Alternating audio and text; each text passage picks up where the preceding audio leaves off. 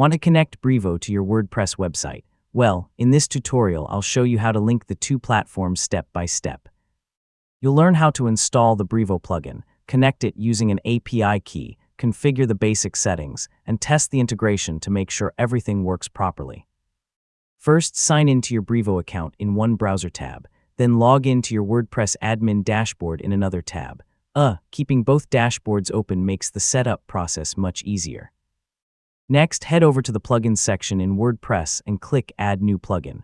Search for the official Brevo plugin, then install and activate it. Once it's activated, you should see a new Brevo menu or settings page in your dashboard. Now switch back to your Brevo account. Open your account settings and navigate to the API or developer section. Create a new API key if you don't already have one, then copy it because you'll need it to connect WordPress with your Brevo account. Return to your WordPress dashboard and open the Brevo plugin settings. Paste the API key into the connection field and save your changes.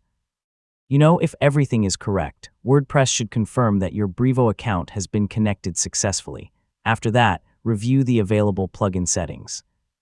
Depending on your website and the plugin version, you may be able to connect sign-up forms, synchronize contacts, configure transactional emails, or choose which contact list new subscribers should join. Finally, test the integration by submitting a test sign-up form or sending a test email if that option is available. Then check your Brevo dashboard to confirm that the contact or email activity appears correctly. If everything looks good, your integration is ready to use, and that's it. You've successfully learned how to connect Brevo to WordPress in 2026. Once everything is connected, managing subscribers and automating your email marketing becomes much easier. If you found this tutorial helpful, don't forget to like the video and subscribe for more Brevo and WordPress tutorials. Thanks for watching, and I'll see you in the next one.